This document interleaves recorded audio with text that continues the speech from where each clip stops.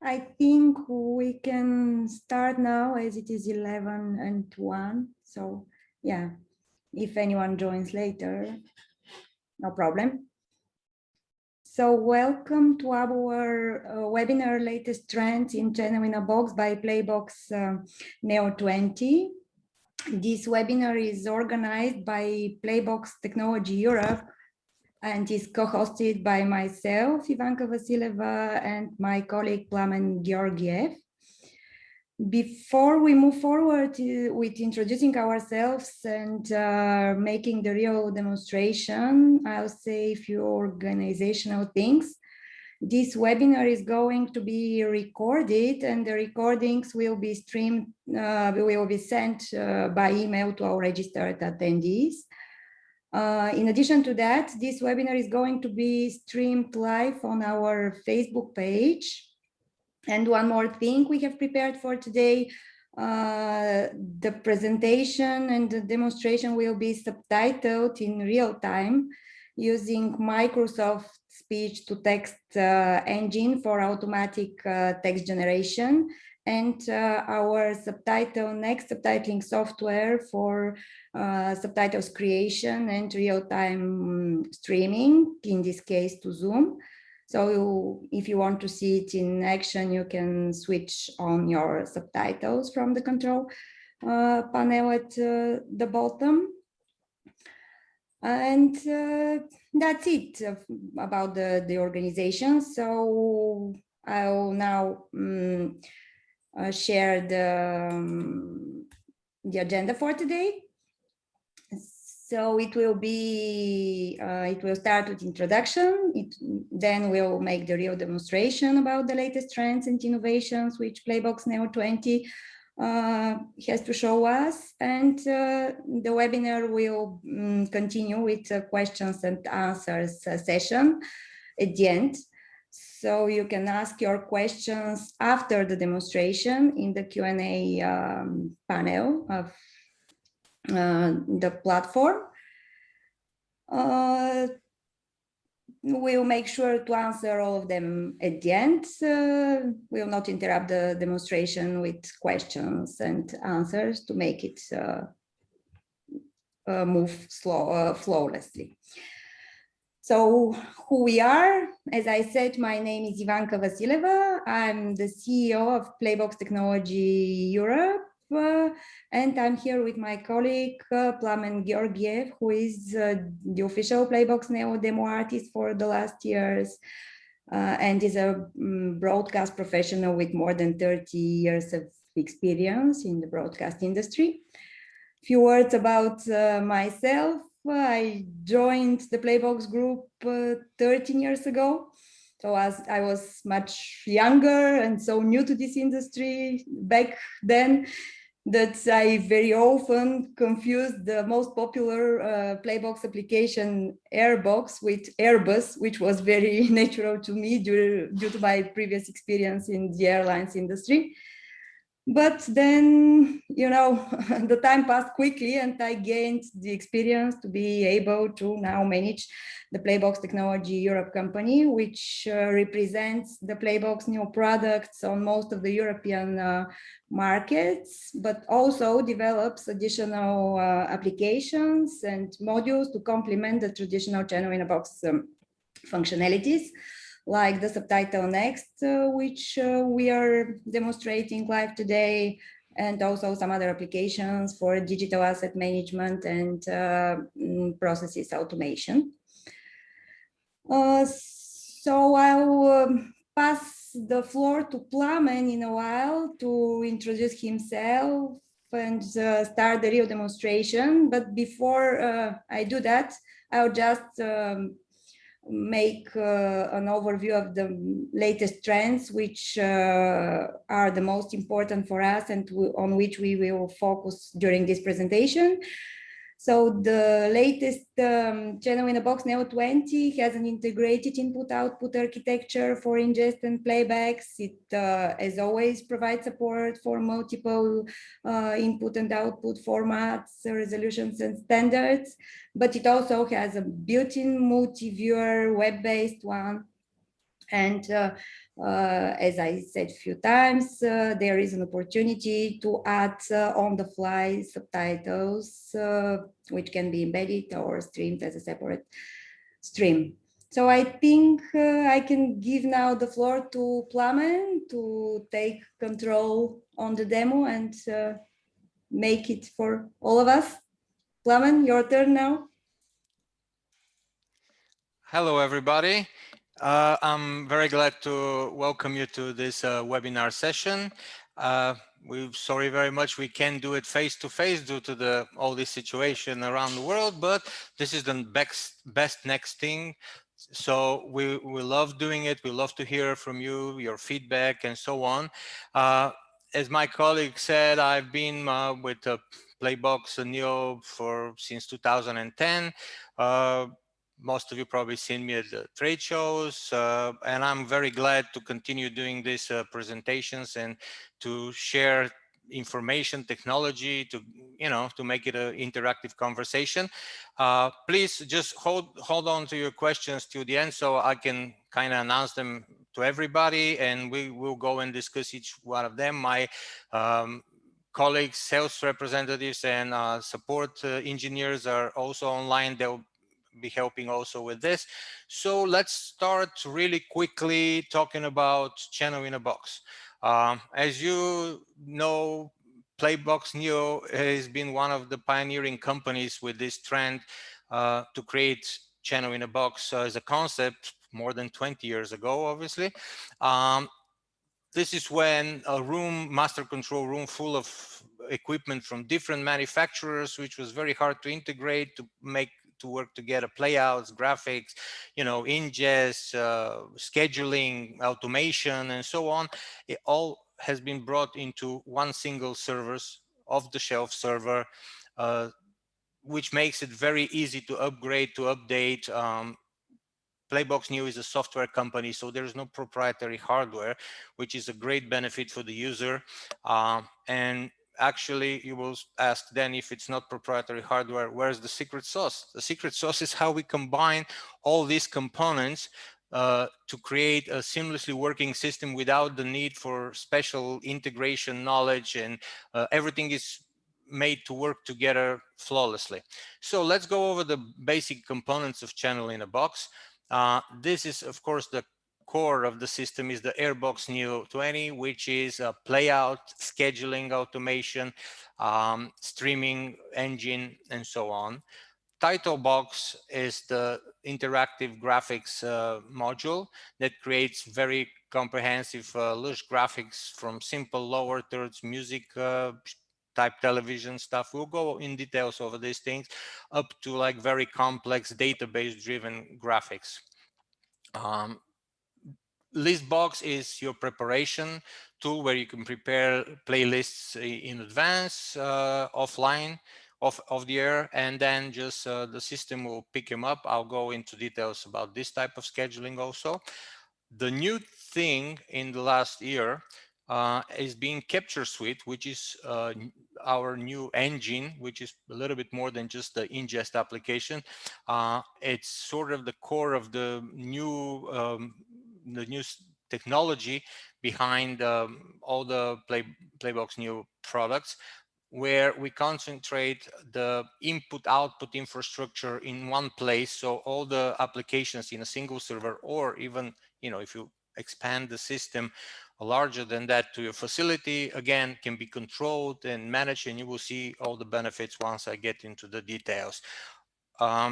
Web-based Multiviewer, again, because the Capture Suite has a web interface, makes it very easy to do that stuff. Storage can be local, can be network-based storage, and we'll go over this stuff also in details. You have SDI inputs. You can use IP streams or NDI streams as input sources, also as output sources to the system. You can use SCT 104 over SDI or SCT 35 in IP stream. These are commercial insertion signaling, so you can flawlessly work with other system and insert commercial blocks and back and forth. So let me just go into the real deal, the Capture Suite. I'll start with this product just to explain the whole input-output infrastructure. So as you can see, I have all these sources on the screen, which is very, very convenient to take a look and have an idea what you have coming to your system in terms of input and output. Let me go first to the dashboard, which tells me how many servers I have. Currently, I have one server because this is channel in a box. So one instance locally. I can see the CPU load on my server. I can see the RAM usage. I see where my storages are assigned and how full they are. For example, you can see here a network storage, cloud to TV, another platform that we have for cloud broadcasting. But like I can ingest on my local machine here, but the storage is in the cloud, so automatically load stuff for this other platform. But again, going back to the channel in a box philosophy, you see I have one storage. I can assign more locally to the machine, which makes it very easy, and I can monitor the state of this, how full my storages are, what's my CPU load, and so on from a single screen. If I have bigger installation with more servers through the platform, I can see that also here. So let's go to the input output assignment. First, let's start with the outputs. You have some number of video cards on your computer that you can utilize. And in this case, I call this my main TV. This is what you see behind me on the screen on the wall. And I can easily assign what source, like a cross point, I can view over there. For example, right now, I'm seeing the virtual output of Airbox 1, which is the first instance. This is the interface of Airbox. As you can see your playlist here, you have your preview. I can go and I have assigned this to the screen behind me.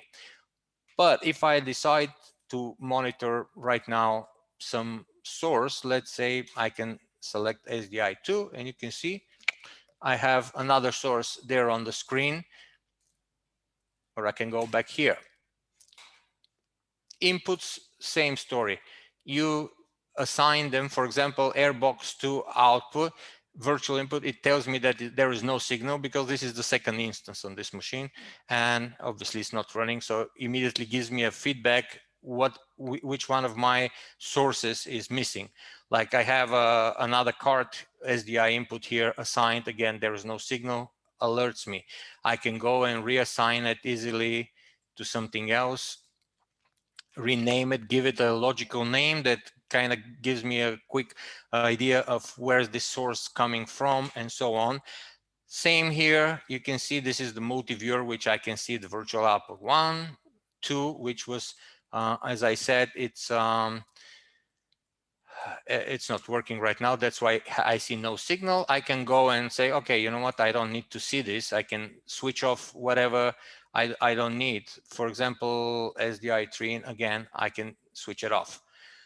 These are a bunch of NDI sources you can see here on the screen, and I have also the virtual inputs, virtual outputs of the Airbox and all the NDI inputs from outside of the system over the network.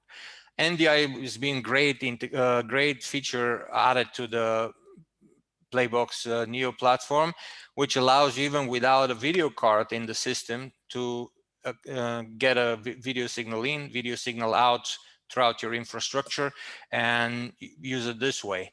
So one of the biggest trends in recent time for channel in a box is, again, since we're using off-the-shelf commercial servers, you get all the benefit of all these advancements in computer technology, like faster CPUs, great processing in graphic processing units, GPU, like the NVIDIA cards. And for example, in Airbox now you can go and select for streaming. For example, I can add MPEG transport stream.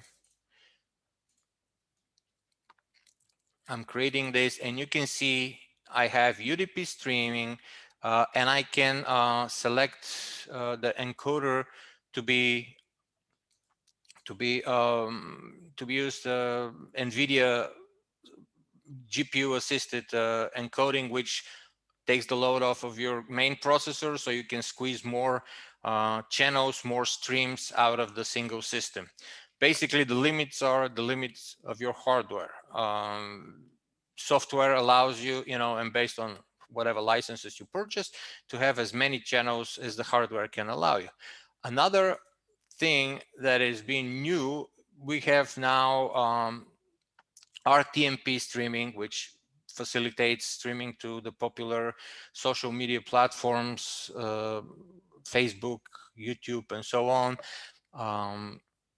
Also, you can do Srt Protocol, which is a new protocol introduced to facilitate transmitting broadcast signal over public internet, which eliminates latencies, issues with connection over public internet. This gives you great options to make connection to your uplink center over the regular internet connection, which is secure, encrypted. Latencies are much lower between the 2 points, and you can do all the roles that this protocol allows you: being listen, caller, rendezvous, which means the two systems will look for each other, or one is a broadcaster, one is a receiving end, and so on. So these are great new features that just add more and more benefit to your resource usage of resources on the system. Let me just take off this encoding. All right, so as we said, in the playlist, the automation is being one of the main features, which allows you, first, starting from creating a playlist offline on your list box, which looks exactly like this application, but just doesn't have broadcast output. You can create daily playlist selected from your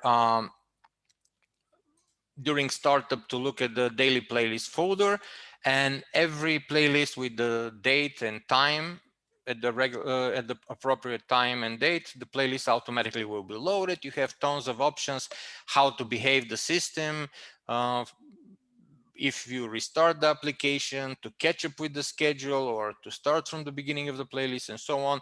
These are probably, most of you know all these details, but this is pretty much all of the features are designed to make things uncomplicated for you, to be very simple to use, not to think for all these little details that it's very kind of nerve-wracking in a live broadcast situation when you have to go and think of all these little small things. They're all designed to work seamlessly and flawlessly in in the core of the system. Okay. Another thing after you have your playlist, you can have multiple formats files in the same playlist. With all of the supported formats, you can take a look at the brochure and consult with the website, and you will see all of these formats, and the list is always expanding with whatever available. As a format recognized by the system, your output can be up to 4K, ultra high definition. You can have HD files or SD files in your playlist. They will be upscaled, or vice versa. If your output is SD or HD, again, no matter what is your live input or your files, they will be downscaled to fit the format desired at the output. You can have multiple outputs at the same time: SDI outputs for the studio, streaming outputs, and so on. Again, the limit is how much your system can take resource-wise, how many encoders can support based on whatever hardware. So if you have a little bit older system, maybe just upgrading the video card will give you great new resources and so on. Please talk to your sales rep and consult with our support engineers, and you'll get the best answer. How can you easily upgrade your system to take benefit of all of this stuff that we're talking today? you know, the system has a very powerful graphics engine, Titlebox, and one of the main automated uses of this engine, of course, are graphic rules. Right now the Titlebox is running in remote mode, network control mode, we call it, which allows, let me just close this for a second.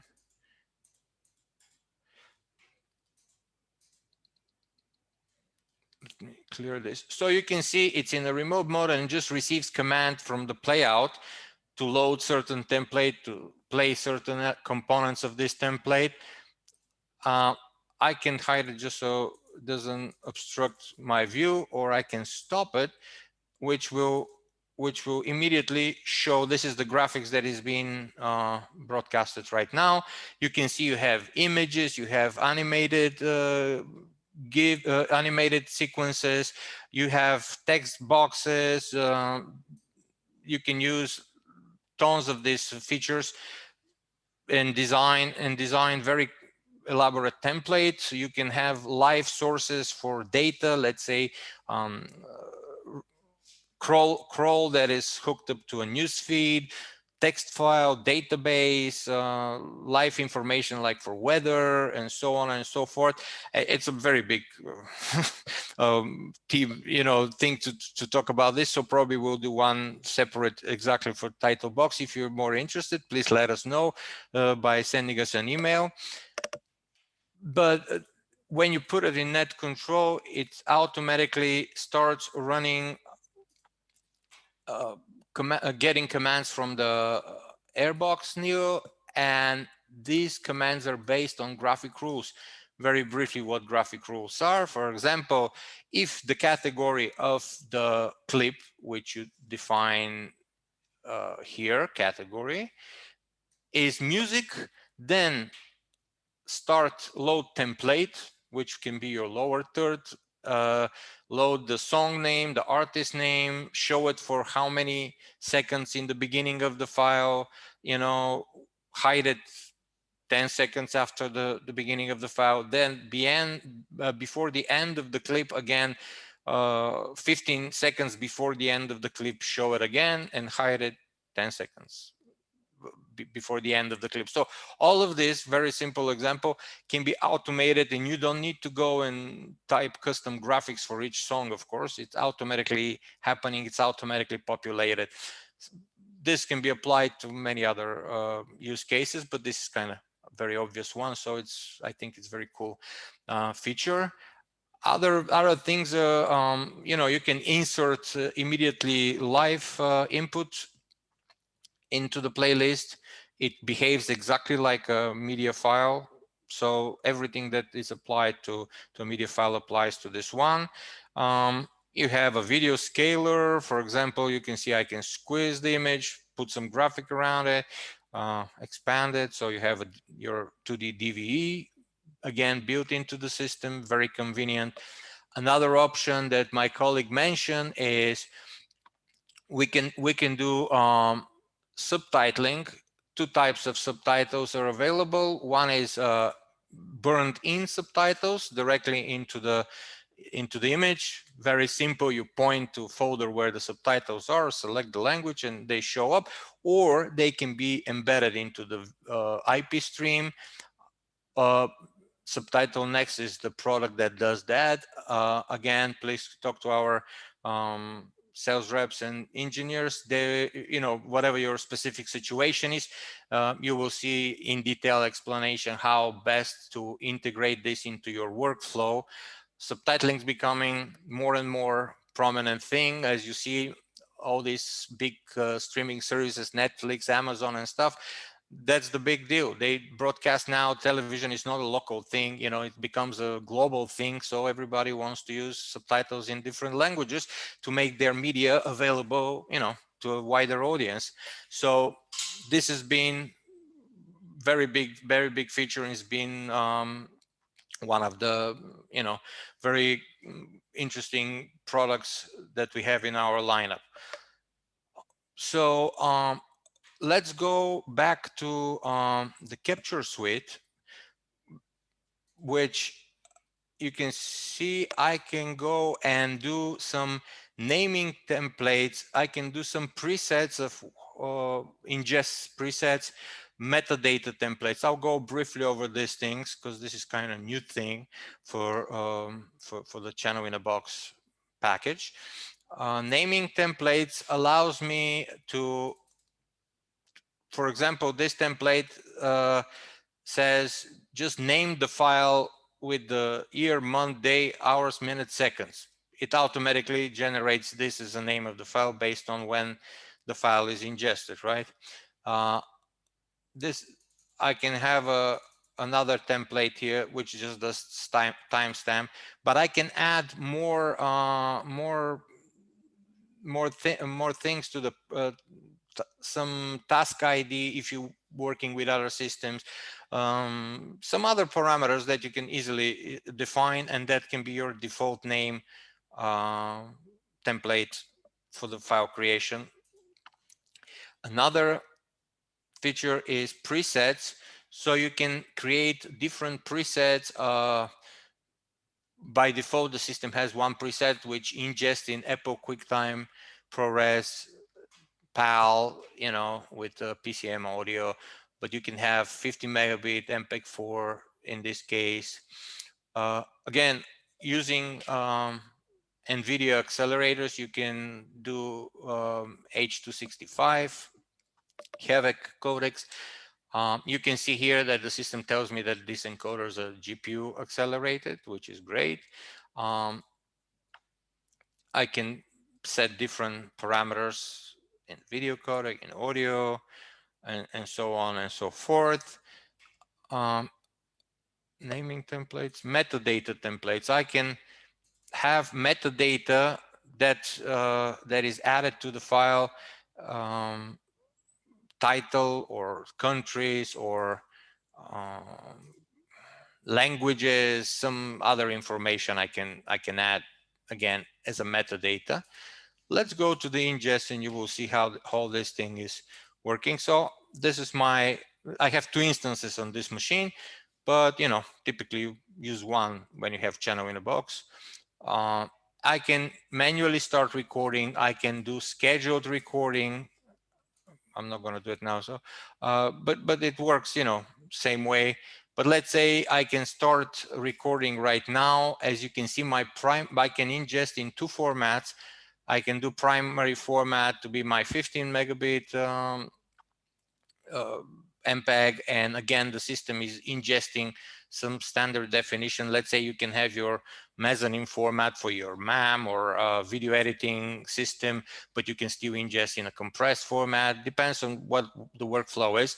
I can do split of the file, auto split on a specific time interval, let's say every hour, or I can go and do split manually like this. So I can go and put markers into the file while I'm watching, which allows me later to do, let's say I can go here, stop it. I can open, you see information about the file. As you can see, I have a little bit, see, these are the markers that I did. So I can go and change the color of the marker, add description, you know, that says this is a good shot or something like this. So the next person, let's say in the video editing, can take these notes into consideration and, you know, continue the workflow. So again, very convenient, very user-friendly, workflow optimization oriented product here. You can, as I said, you can do multiple ingests at the same time. You can do multiple ingest engines and ingest from more than one source. All this depends on the, again, resources on your machine and licenses you have. You can always expand the system from one point. You can do tagging and all of this with the files, which makes it very convenient. Integration with video editing systems like Premiere and Final Cut also is available. All these markers and stuff can be exported as a metadata, of course, to these systems. Again, I can go to my Multiviewer, which is a web-based, so it can be on this machine, but I can watch it from another machine. I have at glance information what's happening with the sources I'm getting. I have my audio levels here. You see multi-channel audio, stereo files. You can see what's happening. Another thing that is very good way to use the system, you can do single source to be sent to multiple destinations. In this case, I can have, let's say this is the main card, which has the Airbox output 1. I can do the same thing and have it through another, I can have the same source going to another card. And let's say this is an NDI, output. I can just send it to another system. So allows you to do format conversion. If this, let's say, output is a standard definition, automatically will happen 2 separate outputs, one high definition, one standard definition, or convert NDI to SDI and vice versa, have multiple outputs. Streaming sources coming soon to the system. So we'll do another whole presentation about this when it's available. I think I'm kind of covered most of the features and most of the things in Airbox, title box, ingest, and so on. Probably it's a good idea now to open the floor for questions and answers. Let's see.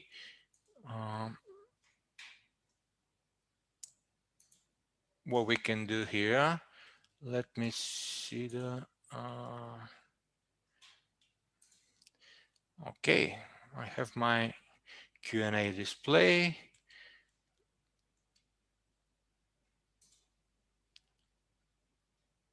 Yeah, so if there are any questions, it's the time now to ask them, or of course you can ask later on, email us and get in contact with us or with your local sales representatives. And again, as I was saying, I will stress this one more time. The big thing with software, how to say, PlayBox Neo is a software company, so you get the benefits of ever new hardware. So by easy upgrade of your system, you can get advantage of all of these improvements in the performance, improvements of resources, so you can do more with your machine, still using the same software, familiar environment that you're comfortable with. You don't need to retrain your operators. Just upgrading gives you immediately all these features, and you can run more things per server, per instance, and so on. You have number of improvements in, again, features that allows you to remedy different situations. For example, multi-stream audio at the output. You have, let's say, multi-language television, and you have a couple of languages that you're outputting streams, as your format. But when the commercials come, sometimes commercials are only with stereo phonogram, so they don't have multiple languages. If that happens, the system automatically, if there is no audio on the beyond the first stream, stereo stream, let's say left and right channel, automatically will be copied to all of the outputs, so that easily, without post-production, without the need for go and let's say have to add silent channels or something to your in your post-production, you get it immediately on air switched. So again, great feature to flawlessly just take files, drop it, and you can start broadcast immediately, no matter what's the format of the file. Even the audio formats get converted. If file is missing, you can set up a folder with fillers, so like station IDs coming soon or so, whatever you decide. If the specific category file is missing, you can point it to specific folder to fill that gap of the missing file from this folder. So again, if something happens, a lot of automation, a lot of behind the front end mechanisms kick in, and you can easily, get your broadcast uninterrupted. And when the next file comes, so everything reverts to the playlist. A lot of these features, again, keep in mind, this is a product that's been more than 20 years on the market. PlayBox Neo, probably over, I don't know, my colleagues will correct me, but over 20,000 licenses systems around the world. So I will claim it that probably has the biggest installation base of playouts in the world, which gives us great feedback from the customers, and all of this feedback is being resulting in great features and workflows to cover, you can imagine, I mean, we're talking about thousands and thousands of active users currently that we get the feedback, and all of this reflects into features and new features, fixing old stuff. Always fresh approach to new technologies and so on. Again, if you don't have any questions right now, but the questions will come later, you will see this as a video recording, and your questions, you can address them to your sales rep or to support. And I think I'll give the floor back to Ivanka so she can kind of give a couple of words for goodbye. Goodbye from me. I'm expecting to see you at the next event, either virtual or real event. We really miss seeing you guys. So have a good day and keep on broadcasting. Have a good one. Thanks, Plavan. Yeah, and thanks for everyone who joined today. If you have any questions related to technology, or you want to try our new channel in a box, or have any other questions, feel free to contact us. And yeah, see you next time on some other webinar, or probably soon in person. Thank you for joining. Bye-bye from me as well.